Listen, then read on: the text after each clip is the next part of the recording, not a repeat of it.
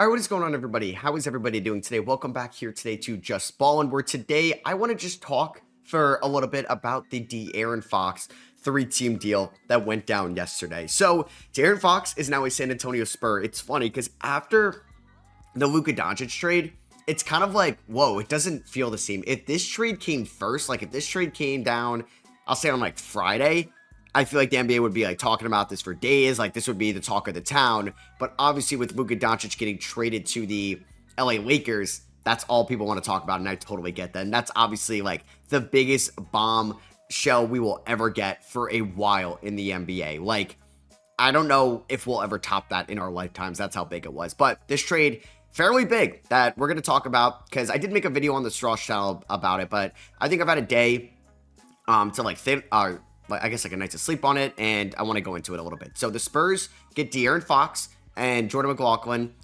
The Kings, McLaughlin, I always butcher his name.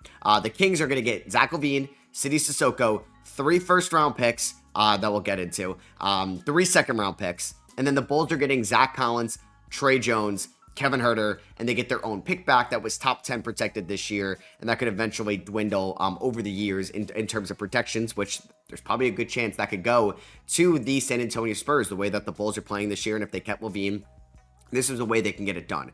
These 3 teams made a trade in the offseason that sent DeMar DeRozan from Chicago to Sacramento. San Antonio got involved, took on Harrison Barnes, and helped get this deal done by taking on or getting a 2031 pick swap with the Sacramento Kings unprotected. So the Kings are the worst team in the NBA in 2031. Spurs are the best.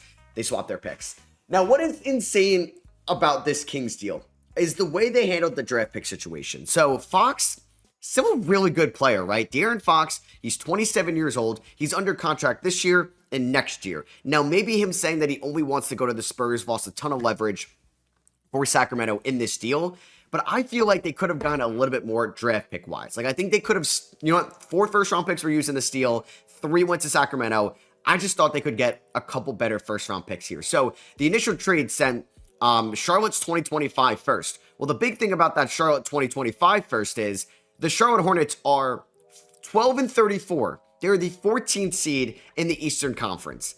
They are one of the worst teams in the NBA, and that pick is lottery protected, and we are in the last year of that protection. Now, that pick has been sent around a couple spots. That was sent to the Knicks, I believe, on the night of the 21 draft, so the Hornets can take Kai Jones. Didn't work out for them. Knicks then traded that pick to Atlanta in the Cam Reddish trade. Didn't work out for them. And then Atlanta sent that pick to San Antonio in exchange for DeJounte Murray in that deal. That didn't work out for them.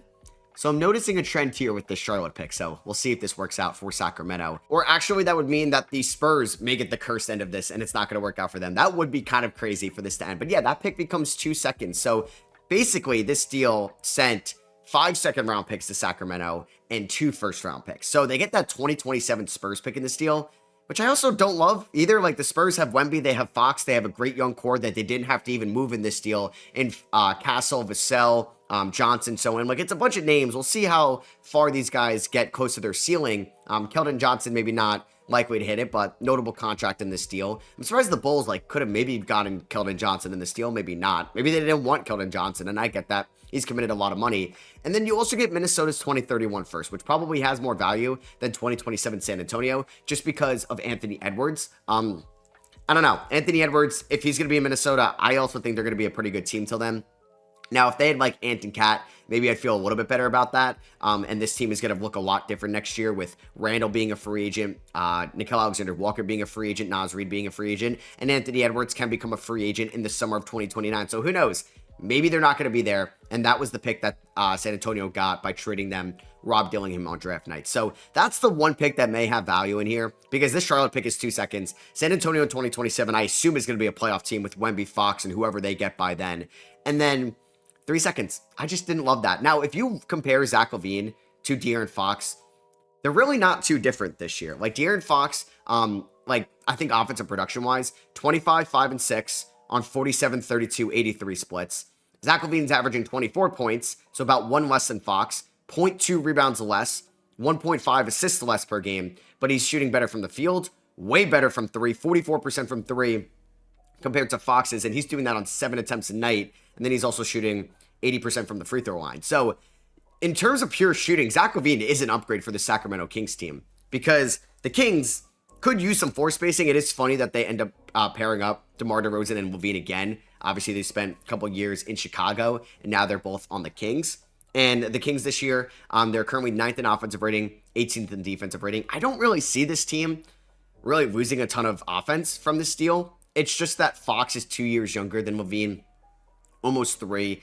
And who knows, like Fox is about to make almost $50 million a year. Like we may look at him in a different way if he doesn't continue to improve. He has limited playoff numbers as well. It's just one playoff series in his career, and that was against the Warriors in 23. He did average 27 points, 5 rebounds, and 7 assists, but the efficiency did take a little bit of a hit against a good defensive Golden State team. So, yeah, like they have obviously Sabonis, who has been a better 3-point shooter this year. 2.5 attempts a night, 47% from 3. Keon Ellis, when he's playing, is a good 3-point shooter. You have Doug McDermott, but you're not really running out him too much. McLaughlin is on another team. And then, yeah, like Lyles has been struggling from 3. Monk struggling from 3. Keegan Murray, I don't know what's happening with him struggling from 3. Devin Carter struggling with the efficiency off the injury. The fact that Kevin Huerter, 30% from 3 is crazy. But, yeah, the Sacramento Kings, I guess you lock into LaVine for the next 3 years at around $40+ million.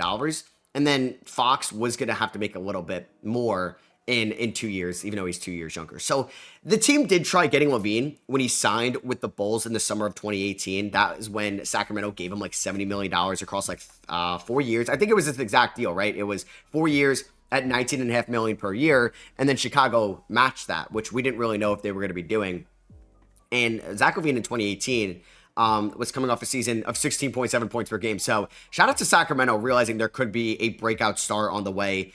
Injury-riddled 2018, first year in Chicago after the Jimmy trade. But LaVine over the last, I don't know, since 2020, outside of that 24 season, has been a consistent 25-point-per-game scorer, 48 from the field, 39 from 3, 84% from the free throw line, has made 2 All-Star games. Like, Zach LaVine's a good player. He just became, I think, underrated in a way just because he was overpaid. And obviously last year didn't help with LaVine's contract still being fairly new and him having another injury. And yes, LaVine had injuries to start off his career in Minnesota in the early days in Chicago, but he's been healthy this year. He was healthy in 23, was relatively healthy in 22. Yeah, he missed some time in 21, but he had COVID that year, I'm pretty sure, and I think that missed some time for him as well. So, yeah, besides last year, LaVine has been fairly available compared to the rest of the league for Chicago. So I actually don't hate this from a player return standpoint, and we know Sacramento didn't want to enter into a full-on rebuild, so they get a win-now player that can help you out a ton in Zach LaVine. Now, LaVine and DeRozan, we saw it didn't really work out a ton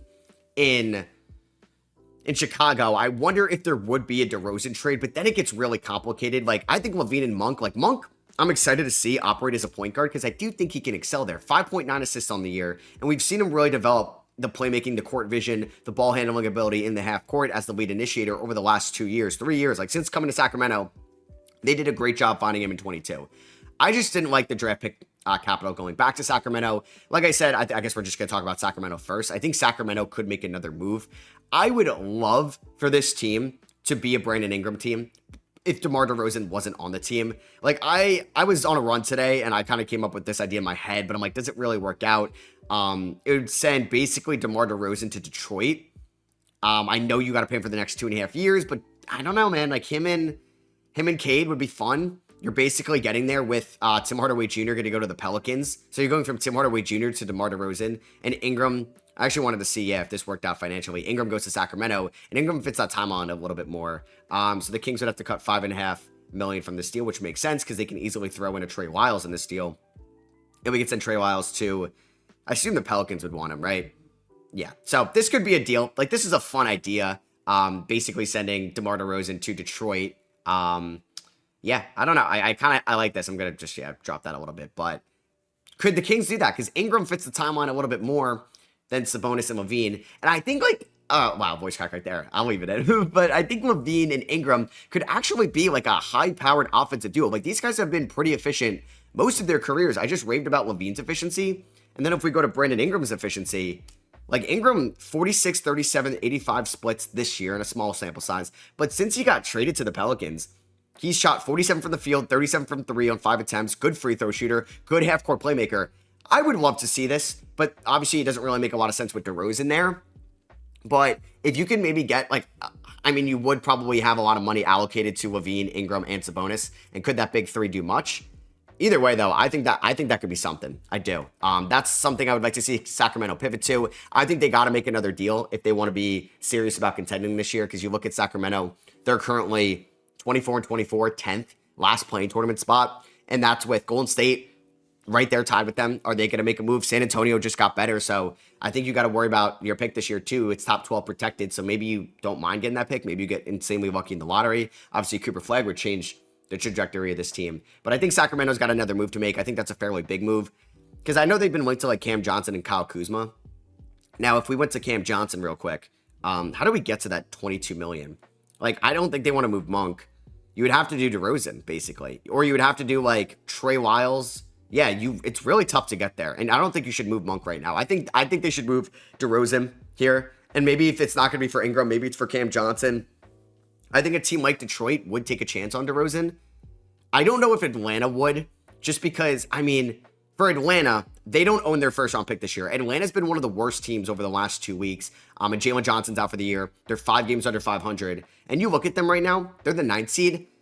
I mean, in the play-in tournament, Detroit, Orlando, and I assume Philly's going to leap Frog, Chicago. I don't think they beat them. I don't. So I think Atlanta's got to make an upgrade unless they're comfortable moving or losing out on like the 11th pick in the draft. And who knows? What if their pick gets lucky and that goes to the Spurs? So like I thought maybe DeRozan to Atlanta. Like he's not making too much money and you can get off the Bogey contract. Like let's say Bogey gets rerouted to a different team. I'm just going to use this as an example.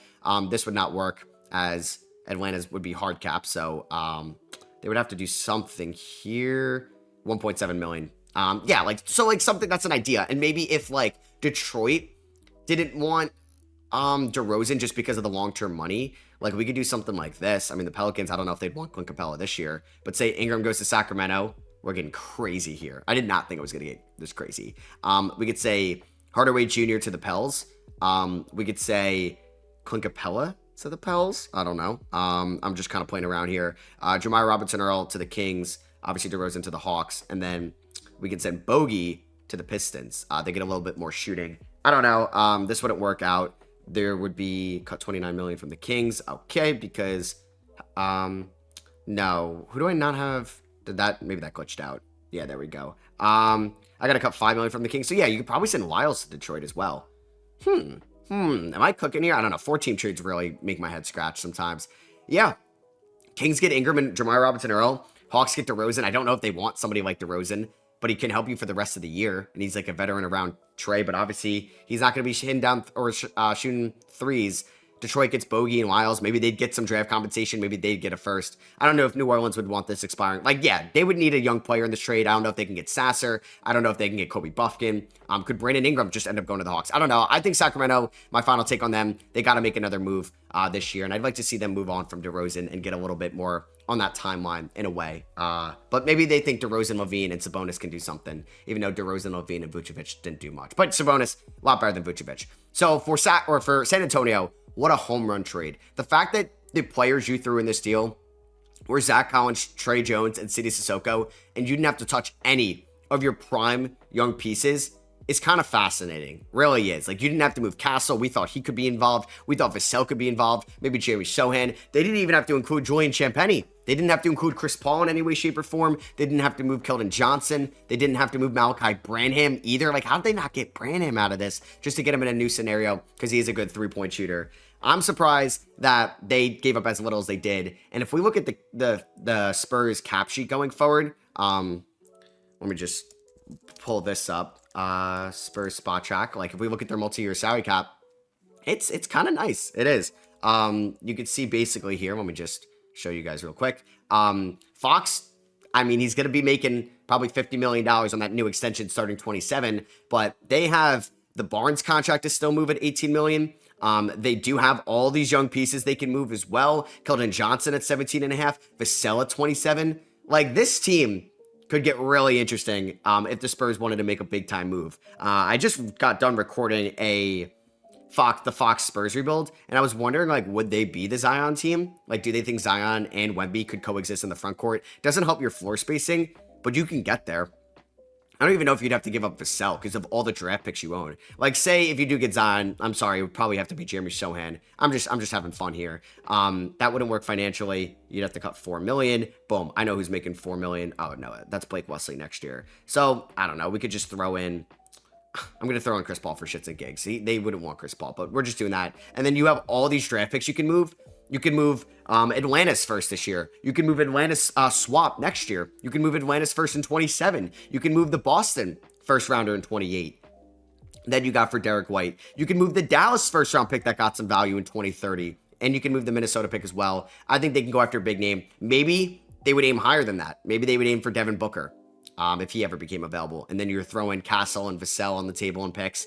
I'm just saying, this is a team that normally doesn't make big trades. Obviously, the Kawhi trade they kind of had to do, but this team is going to be a lot of fun going forward. With Fox now being that outlook guy in transition, they've been running a little bit more this year. And obviously, he's getting up and down the floor a lot quicker. You're basically going from like, I'm trying to think of like a slow receiver, Juju Smith-Schuster, to Xavier Worthy for all you Chiefs fans out there, speed-wise out there. And I think just him and Wemby in the pick and roll. Obviously, Fox has great court vision, can finish inside well, great transition player. We'll see about the three-point shot. And I don't want Fox to be overrated in a way here because he is close to LaVine. And like I said, you can make an argument LaVine is better today on February 3rd. But who do you want as the piece long-term? It is Fox because he is a better defender than Zach LaVine for sure. I'm just glad they didn't have to move any of their young assets. And the Spurs, like, this is huge for them. Fox wanted to go play with Wemby. Who else is going to want to play with Wemby? They have still so many draft picks to use, so many second rounders. Like, you look at their second round, like, it is so many. They have how many? They have what? 2 and 25. They have 1, 2, 3, 4, 5 and 26. They're going to have 1 and 27. They're going to have 1, 2, 3 and 2028. Like, they just have a ton of seconds and obviously some first. All the young pieces. Sky's the limit for Fox and the Spurs rebuild for sure. And then finally for the Bulls, I mean, you traded LaVine probably 2 years too late. Like, you weren't getting anything for him in the offseason. So it is nice for them that they were able to at least get their first round pick back so they don't have to worry about, say they do make the play-in tournament, that pick's number 11. They can keep that, or they don't have to worry about that pick conveying going forward or going to San Antonio. So they get their pick back. They can enter into a proper rebuild. And yeah, I mean, like Trey Jones could be something, but they have a lot of guards there. You already have Dosunmu and Kobe White. I don't know if any of those guys could end up getting moved. You have Josh Giddey as well. Could he end up getting moved? We know a Vucevic trade should probably happen. There's no need for Vucevic on this team now, unless they think they can get a better deal in the offseason for Vuce. Maybe they wait a little bit. Kobe White's going to really step up as the number one if Vucevic does get traded. I mean, we'll see about Matas, and I wonder if like Dosunmu or Kobe White would realistically be on the block. I don't know. Maybe Chicago, it's still a big free agency destination in a way. I think it still can be. And they're still one of the most historic teams in the NBA. I think like they could get a big free agent. But either way, I think this is going to be a little bit of a dark time in Chicago Bulls basketball. But I'm sure their fans are just happy they're not going to be in purgatory anymore. They're not going to be around 41 and 41. Because if we look at what they did the last how many years, basically. So in 24, 39 and 43. Eliminated in the play-in, 40 and 42 eliminated in the play-in, 46 and 36. That was the 2022 Bulls that were so fun in January, and then Lonzo unfortunately got hurt. But 21, 31 and 41, 2020 they were bad, but drafted Patrick Williams. 2019 they were bad, and they ended up drafting.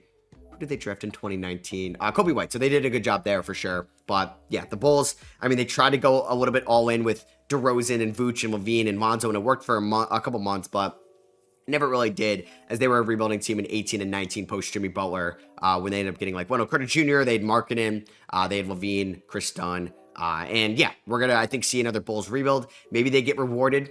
Maybe they get lucky in the lottery, and we're going to see Dylan Harper, Cooper Flagg, or VJ Edge come on this team next year. But I think this is fine for the Bulls. Stay the course. Develop Matas Buzelis. Try to develop anyway. I don't even know the other young piece you're excited about on this team. Maybe you bring back Josh Giddey now. I think I would maybe sell high on Kobe White.